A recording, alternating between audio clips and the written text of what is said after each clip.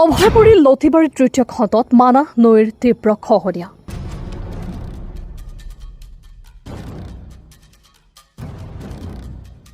অভয়পুৰী দক্ষিণ বিধানসভা সমষ্টিৰ লতিবাৰী তৃতীয় খণ্ড গাঁৱত আৰম্ভ হৈছে মানাহ নৈৰ তীব্ৰ গৰাখহনীয়া।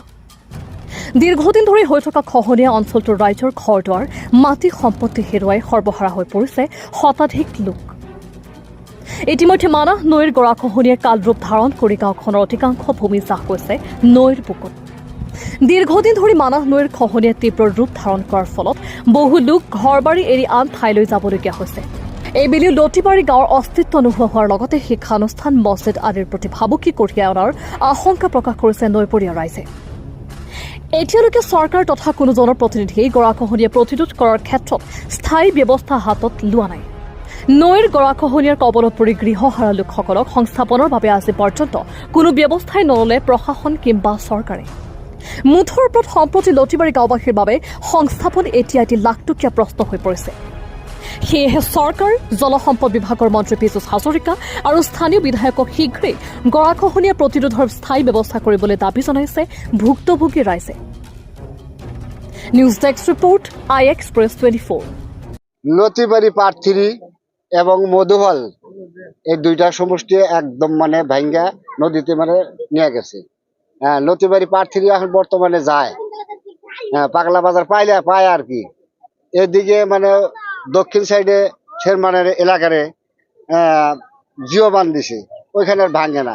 আঙ্গুর অল্প উত্তর সাইড যায় হেরাম ভাঙ্গা, কিন্তু কোনো সরকারে আঙ্গুর কোনো নাই, অনুদান নাই, আঙ্গুর কোনো অস্থায়ী নাই।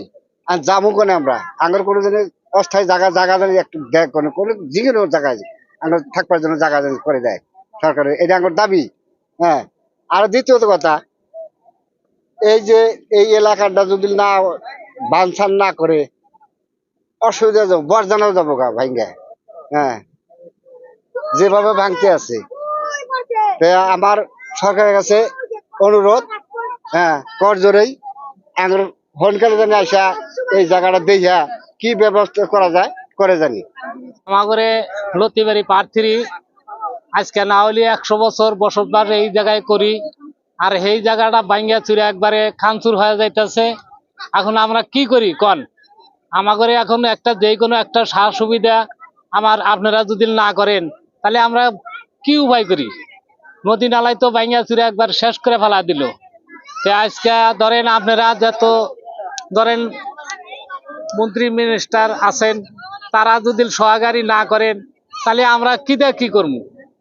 তাহলে নদী নালায় তো সব ভাঙে আছে, প্রায় 100 বছর হয়ে গেল আমাদের এই জায়গায় বসবাস করা। এ পর্যন্ত নদী নালায় কিছু করছিল না, এখন তো নদী নালায় ভাঙা চুরে শেষ করে আলা দিল।